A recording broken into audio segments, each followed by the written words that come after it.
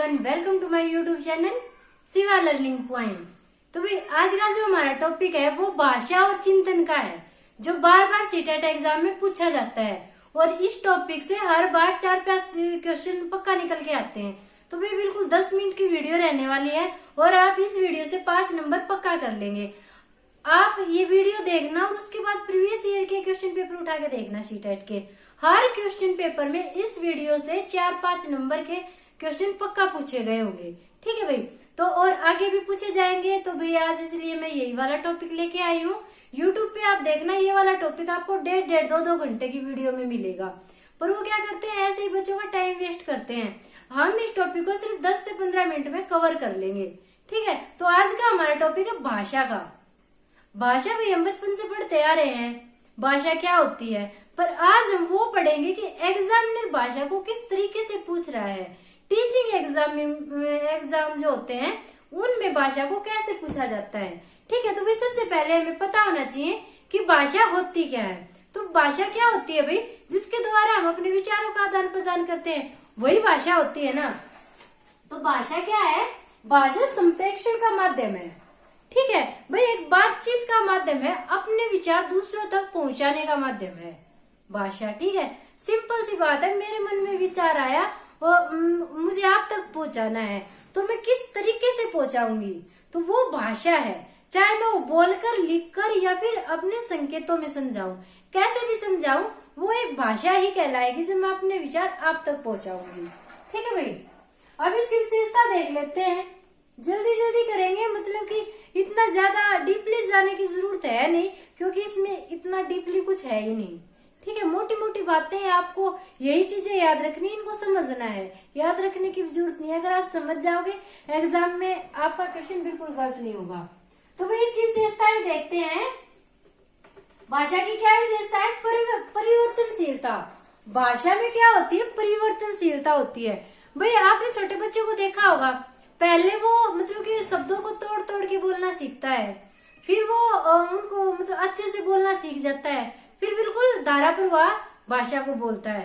आप भाई जब कोई नई लैंग्वेज सीखते हो, आपको मान लो भाई इंग्लिश नहीं आती, आप इंग्लिश सीखते हो, पहले आपने अल्फाबेट सीखा, फिर आप 2-2 वर्डों को जोड़ना सीखोगे, फिर आप टूटी फूटी इंग्लिश बोलोगे और उसके बाद बिल्कुल साफ इंग्लिश बोलना आप शुरू कर दोगे। तो क्या है, परिवर्तन होता जा रहा है ना। तो भाषा क्या है, अभी परिवर्तनशील है। जितना हम इसका यूज करते हैं उतनी ये अच्छी होती चली जाती है, इसमें परिवर्तन आता चला जाता है। ठीक है, तो भाषा क्या है भाई, परिवर्तनशील है। ये याद रखना है, एग्जाम में पूछा जाता है। ऐसे ऑप्शन दे देगा कि भाई भाषा में परिवर्तनशीलता का गुण है या नहीं है। ठीक है, तो भाई इसमें परिवर्तनशीलता का गुण है, भाषा परिवर्तनशील होती है। ठीक है, उसके बाद कठिनता से सरलता। भाषा होती है वो कठिनता से सरलता की ओर जाती है। भाई आपको एक लैंग्वेज नहीं आती, आपको मान लो पंजाबी नहीं आती, वो आपको कितनी मुश्किल लगती है। जब आप फर्स्ट डे पंजाबी की क्लास लेंगे, ठीक है, उसके कक्का खक्का गग्गा घग्गा ये याद करोगे, तो भाई कितना मुश्किल लगेगा आपको, वो कितनी टफ लगेगी, तो कठिन है ना। वही जब आप उसको 6 महीने आपने वो लैंग्वेज सीख ली, तो वो आपको बिल्कुल इजी लगेगी। आप उसमें बात कर सकते हो, उसको लिख सकते हो, उसको समझ सकते हो, सब कुछ कर सकते हो, आपको बिल्कुल इजी लगेगी। तो भाषा क्या है, कठिनता से सरलता की ओर जाती है। ठीक है, भाषा में हम कठिनता से सरलता की ओर जाते हैं। आया भी समझ में, जब भी हम नई लैंग्वेज सीखते हैं तो वो कठिन होती है, और जब हम काफी टाइम उसको सीख लेते हैं तो वो इजी हो जाती है। तो कठिन से सरलता की ओर जाती है। उसके बाद अभी स्थूलता से सूक्ष्मता की ओर। भाषा क्या है, स्थूलता से सूक्ष्मता की ओर जाती है। भाई हम पहले लैंग्वेज को सीखते हैं, मान लो भाई पंजाबी हम बोलने स्टार्ट करते हैं, तो क्या है, हम पहले ऐसे ही बोलने स्टार्ट कर देते हैं। हमने पंजाबी गाना सुना, ठीक है, मित्रा दी छतरीता उड़ गई, ठीक है, ये पंजाबी गाना भी हमने सुना, हमने इसको गाया। ठीक है, इसके मीनिंग ना, हमने इसके मीनिंग को समझा ना और कुछ, सिर्फ हमने सुना और हमने गा दिया। ठीक है, तो क्या है, वो स्थूल है। जब हम इस लैंग्वेज को सीख लेंगे तो हम सूक्ष्मता की ओर चले जाएंगे। हम फिर इसको डिफाइन कर देंगे कि मित्रा दी छतरी कैसे उड़ी है भाई। ठीक है भाई, आई बात समझ में। हम जब किसी भी लैंग्वेज नहीं किया होता तो हम उसके डीपली मीनिंग नहीं पता होते। पर जब हम उस चीज को अच्छे से सीख लेते हैं तो हम बिल्कुल उसका सूक्ष्म अध्ययन कर लेते हैं और हम फिर चीजों को बहुत अच्छे से डिफाइन कर पाते हैं, उसका अर्थ समझा पाते हैं। तो भाषा क्या होती है भाई, स्थूलता से सूक्ष्मता की ओर जाती है। उसके बाद क्या आता है, अनुकरण द्वारा अर्जन। भाषा हमेशा अनुकरण से सीखी जाती है। कैसे सीखी जाती है भाई, अनुकरण से सीखी जाती है। छोटा बच्चा है कैसे बोलना सीखता है, अपने पेरेंट्स को देख के, ठीक है, अपने आस पड़ोस के बंदों को देख के, अपनी दादी को देख के, ठीक है, उनको देख के क्या करता है बच्चा, बोलना सीखता है। तो अनुकरण कर रहा है ना, नकल कर रहा है। अब भाई मान लो मुझे पंजाबी गाने पसंद है, ठीक है, तो मैं पंजाबी गाने गाती हूँ। कैसे गाती हूँ भाई, मैं पंजाबी गाने सुन के और फिर उसके साथ साथ गाती हूँ। जैसे जिंदे रहे तो मिलांगे लखवारी, मर गए तो दिलों बुलावी ना, ठीक है, पंजाबी गाना है। मुझे ये वर्डिंग कैसे आई, क्योंकि मैंने इस गाने को सुना, मैंने उसकी नकल की, ठीक है, उसका अनुकरण किया, तभी तो मैं इस गाने को सीख पाई ना। इस पंजाबी लैंग्वेज को मैंने सीखा कैसे, अनुकरण करके, नकल करके, ठीक है। तो भाषा कैसे सीखी जाती है भाई, नकल से सीखी जाती है। उसके बाद क्या है, अभिव्यक्ति का साधन। भाषा क्या है भाई, अभिव्यक्ति का साधन है। हम खुद को अभिव्यक्त कर पाते हैं भाषा के द्वारा। भाई मैं क्या चाहती हूँ, ठीक है, मैं ये चाहती हूँ आप मेरी वीडियो को लाइक करो, शेयर करो, मेरे चैनल को सब्सक्राइब करो। ये मैं आप तक किसके थ्रू पहुंचा पा रही हूँ, भाषा के थ्रू ना। मैं आपको बोल के बता रही हूँ, ठीक है, मैं आपको लिख के समझा रही हूँ, ठीक है, या मैं संकेतों में कह रही हूँ कि सब्सक्राइब कर दो, लाइक कर दो। तो क्या है, भाषा के द्वारा मैं अभिव्यक्त कर पा रही हूँ। तो भाषा क्या है भाई, अभिव्यक्ति का साधन है। फिर क्या है, अर्जित संपत्ति है, ठीक है, अर्जित संपत्ति है भाषा, ठीक है, क्योंकि इसको हमने अर्जित किया है, हमने सीखा है। जब हमने चीजों को सीखा है, उसका अर्जन किया है, तो ये हमारी क्या होगी, अर्जित संपत्ति है। और ये ऐसी संपत्ति है जिसको कोई चुरा नहीं सकता, ठीक है भाई। ज्ञान चाहे भाषा का हो चाहे और किसी भी चीज का हो, ज्ञान एक ऐसी संपत्ति होती है जिसको कोई चुरा नहीं सकता, जो हमारे पास सेफ रहती है। तो भाषा भी भाई हमारे पास सेफ रहेगी, ये हमारी अर्जित संपत्ति है, ठीक है, क्योंकि हमने इसको सीखा है, अर्जन किया है इसका। फिर क्या है, विचारों के साथ संबंध। भाई भाषा का विचारों के साथ संबंध होता है, क्योंकि भाई हम अपने विचारों को ही तो भाषा के द्वारा अभिव्यक्त करते हैं ना। तो विचारों से बहुत संबंध होता है, घनिष्ठ संबंध होता है। भाई जब हमारे माइंड में कोई मतलब विचार ही नहीं आएंगे तो हम भाषा का यूज कैसे करेंगे। अब ये लगा लो, जो व्यक्ति कोमा में चला गया है, उसके मन में ना कोई विचार आ रहा है, तो भाषा का यूज भी नहीं कर रहा है, उसके मन में ना विचार आया और ना वो भाषा का यूज कर रहा है, वो आराम से पढ़ा है ऐसे, ठीक है। तो हमारे मन में विचार आ रहे हैं, हम उसको अभिव्यक्त करने के लिए भाषा की हेल्प ले रहे हैं, ठीक है। तो भाई क्या है, विचारों के साथ इसका घनिष्ठ संबंध है। फिर क्या है, इसका कोई अंतिम स्वरूप नहीं है। भाषा का कोई अंतिम स्वरूप नहीं है। भाषा को आप जितना सीखना चाहो उतना सीख सकते हो, इसका कोई भी अंतिम स्वरूप नहीं है। कोई ये कह दे कि भाई मैं इस लैंग्वेज में बिल्कुल माहिर हो चुका हूँ, बिल्कुल मैं टॉप हो चुका हूँ, तो भी भाई उसमें कहीं ना कहीं कुछ ना कुछ कमी रह ही जाती है। भाषा का कोई अंत नहीं है, हम जितना चाहे उतना भाषा को सीख सकते हैं, ठीक है भाई। ये थी इसकी विशेषताएं। आई होप आपको समझ में आ गई होंगी और आप एग्जाम में बिल्कुल भी गलत नहीं करोगे। उसके बाद है भाषा विकास के सिद्धांत, ठीक है, भाषा विकास के सिद्धांत। हम ये देखते हैं कि भाई किस किस ने कौन कौन सा सिद्धांत दिया है। एग्जामिनर काफी बार पूछता है, जैसे बंडूरा का सिद्धांत पूछ लिया, चोम्स्की का सिद्धांत पूछ लिया, ठीक है। तो हम वो सिद्धांत देखते हैं एक नजर में। तो भाई बंडूरा क्या कहता है कि बच्चा समाज से सीखता है।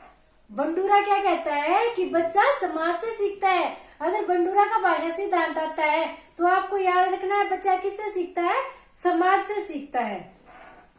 बंडूरा क्या कहता है, बच्चा समाज से सीखता है। उसके बाद आता है चोम्स्की का सिद्धांत, भाषा का गुण जन्म से। अब चोम्स्की क्या कहते हैं, बंडूरा ने तो बोल दिया भी ठीक भी बात है, बच्चा समाज से सीखता है, समाज में आता है, काकी ताई मम्मी पापा चाचा चाची भाई बहन उनसे उनको बोलते हुए देखता है तो उनसे सीखता है, ठीक है। पर चोम्स्की क्या कहते हैं कि भाषा जन्मजात होती है, भाषा बच्चे में जन्म से ही आ जाती है, ठीक है। जब बच्चा पैदा होता है तभी से वो भाषा के साथ पैदा होता है। भाई वो भूख लगने पे रोता है, ये भी तो एक भाषा है, एक सांकेतिक भाषा है। ऐसा किसने कहा है? चोमस्की ने कहा है कि भाई भाषा जन्म से पैदा होती है। जब बच्चा जन्म लेता है तो उसके साथ ही भाषा पैदा हो जाती है, क्योंकि भूख लगने पे वो रोता है, खुश होने पे वो हंसता है, तो ये भी तो एक सांकेतिक भाषा का ही रूप है। ठीक है, उसके बाद आता है हमारा परिपक्वता का सिद्धांत। परिपक्वता का सिद्धांत क्या कहता है कि भाषा अनुभवों पर नियंत्रण करता है। ठीक है, जब हमारे अनुभवों पर हमारा नियंत्रण हो जाता है तो वो भाषा का कौन सा सिद्धांत कहलाता है? परिपक्वता का सिद्धांत। उसके बाद है अनुबंधन का सिद्धांत।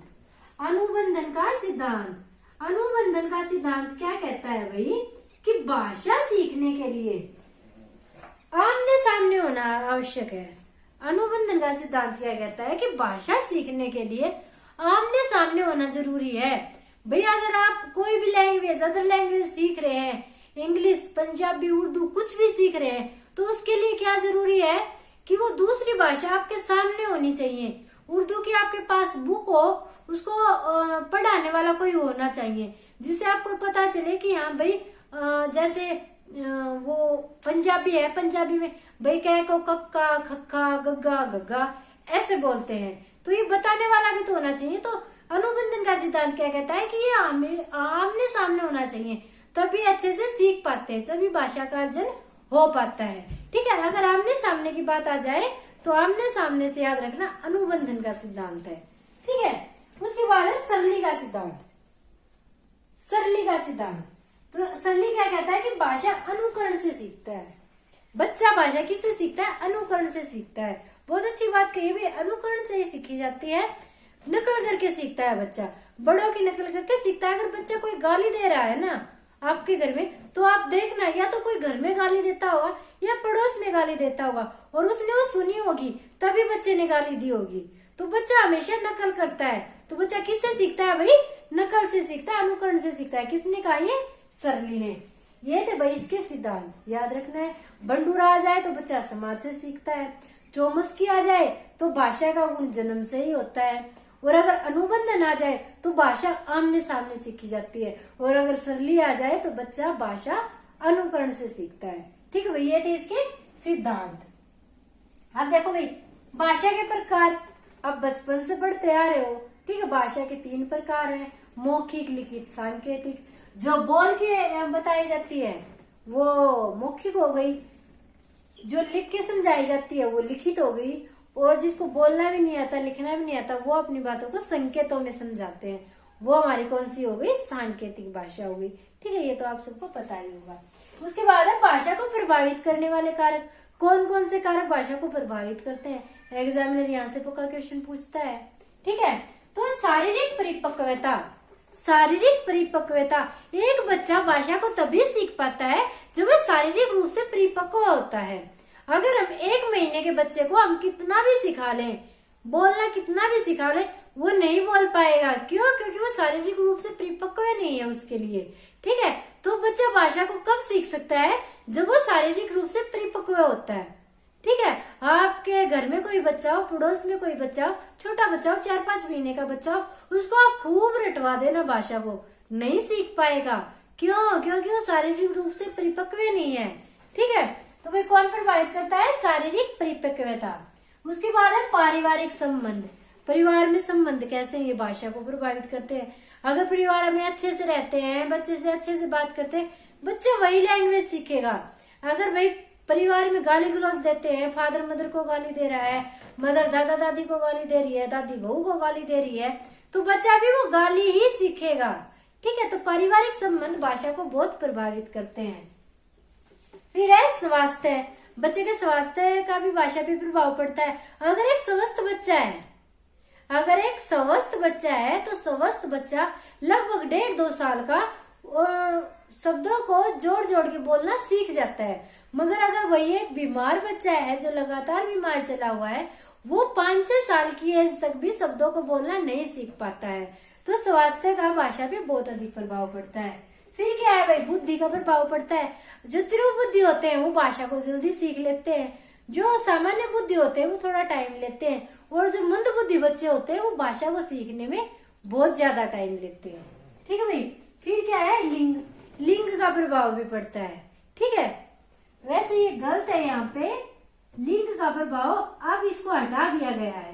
पहले ऐसा माना जाता था कि लड़कों की अपेक्षा लड़कियां जल्दी बोलना सीखती हैं, लड़कों की अपेक्षा लड़कियां जल्दी बोलना सीखती हैं, परंतु अब एनसीईआरटी ने माना है कि लिंग का भाषा पे कोई प्रभाव नहीं पड़ता है।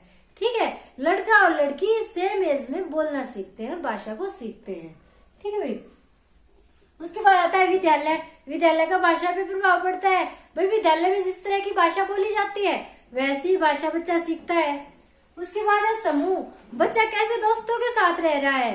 ठीक है, उसके दोस्त गाली गलौज दे रहे हैं या पूजा पाठ वाले हैं, धार्मिक प्रवृत्ति के हैं या नशेड़ी हैं, तो बच्चा भी उसी तरह की भाषा यूज करेगा।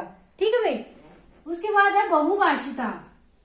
बहुभाषिता का भी भाषा पे काफी प्रभाव पड़ता है। अगर एक बच्चा बहुभाषिता प्रदेश में रह रहा है जहाँ पे बहुत सारी भाषाएं बोली जा रही हैं, क्लास में बहुत सारी भाषाओं के बच्चे आ रहे हैं, तो वो एक साथ बहुत सारी लैंग्वेज को सीख लेगा।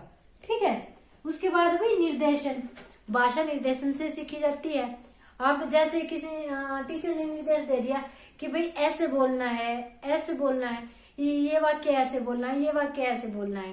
ठीक है, तो उस निर्देश को मान के बच्चा उसी तरह से बोलना सीखता है। तो ये थे भाई भाषा को प्रभावित करने वाले कारक। ये था भाषा का बिल्कुल छोटा सा टॉपिक, और नेक्स्ट वीडियो में मैं चिंतन का टॉपिक करवाऊंगी, फिर ये टॉपिक आपका कंप्लीट हो जाएगा। आई होप आप सबको वीडियो पसंद आई होगी। पसंद आए तो वीडियो को लाइक और शेयर कर देना, और